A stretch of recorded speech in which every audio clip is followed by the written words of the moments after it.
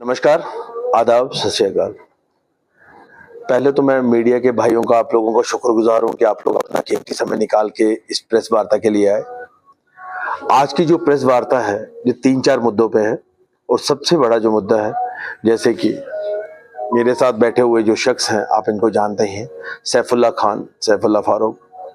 आज इन्होंने national democratic people party का हाथ थामा है और आप लोग जानते हैं कि ये बहुत समय पहले, बहुत टाइम पहले इन्होंने गन उठाई थी, टेररिज्म के साथ वाबस्ता रहे। टेररिज्म में इन्होंने क्या किया कि उसके बाद इन्होंने जेल काटी, जेल काट के, सजा काट के आज नॉर्मल लाइफ जी रहे हैं।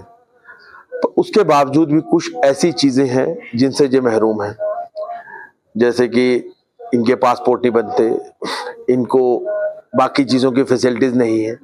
तो हम उस चीज के लिए भी आवाज उठाएंगे और सरकार को बोलेंगे कि ठीक है, अगर इनको कम से कम अगर चीजें नहीं मुहैया करवाई जा रही, इनको मत दीजिए, कम से कम इनके परिवार को। ऐसे कई लोग हैं, ऐसे कई परिवार हैं, ऐसे कई लोग हैं जिन्होंने उस समय गुमराह होके, इस समय क्या सोच के, उनकी क्या सोच थी उस समय की, और जहां गुमराह होके, जहां लोगों के किसी बहकावे में आके, या किसी के पीछे चल के, तो वो करके तो इन्होंने गन तो उठा ली। तो आज अगर ये लोग अच्छे रास्ते पे एक मेन स्ट्रीम में आके इलेक्शन लड़ना चाहते हैं, मेन स्ट्रीम में आके लोगों के साथ चलना चाहते हैं, तो सरकार भी इनका साथ दे और इनके परिवार को कम से कम वो चीजें मुहैया करवाए जिनके से ये महरूम है। जैसे पिछले दिनों मेरी जब इनसे बात हुई तो इनकी बच्ची फॉरेन पढ़ने जाना चाहती थी एमबीबीएस के लिए, पासपोर्ट ना होने के कारण वो बच्चा पढ़ नहीं पाया। तो वो अफसोसजनक है, वो अपने बाप को भी कोसेगी पूरी जिंदगी और हिंदुस्तान की हुकूमत को भी कोसेगी कि ठीक है, मेरे बाप ने गलती की, उसकी सजा मुझे मत दीजिए। तो हम उस चीज के लिए ये बोलेंगे कि आने वाले समय में इस पे हमारी सरकार जो है वो एक नजर रखे और इसके ऊपर सोच विचार करे। और ऐसे लोग जो भी इस तरह से मेन स्ट्रीम में आना चाहते हैं, हम उनका स्वागत करेंगे। हम उनको चाहेंगे कि वो हमारे साथ आके अच्छे से लोगों की सेवा करने के लिए, उन्होंने जो गलतियां की हैं उसकी वो सजा भुगत चुके हैं। अगर सजा, क्या होता है घर में भी, अगर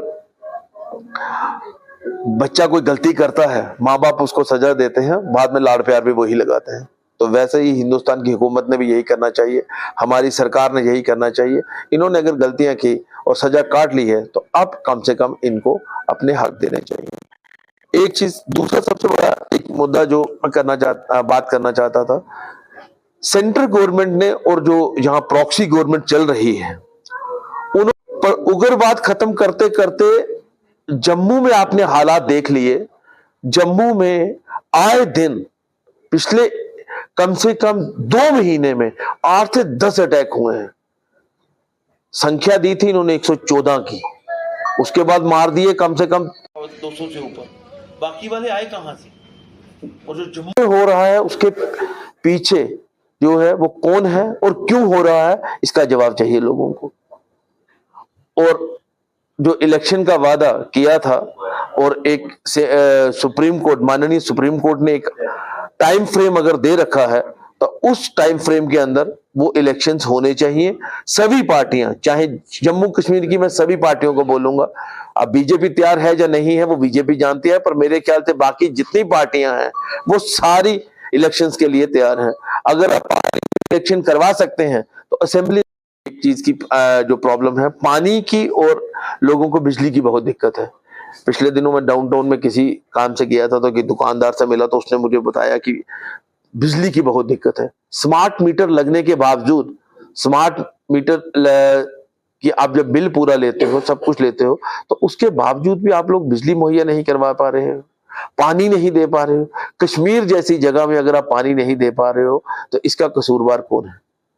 बाकी मैं सैफुल्लाह भाई से बोलूंगा कि आप कुछ 2 लफ्ज बोलिए, आज आपने एनडीपीपी का हाथ थामा है। शुक्रिया अदा करूंगा कि आप लोग इस बरसात के मौसम में यहाँ तशरीफ़ लाए और हमारी हौसला अफजाई की, और मैं शुक्रगुजार हूँ अपने प्रेसिडेंट साहब का कि इन्होंने मुझे इस काबिल समझा कि अपनी पार्टी के साथ जोड़ा।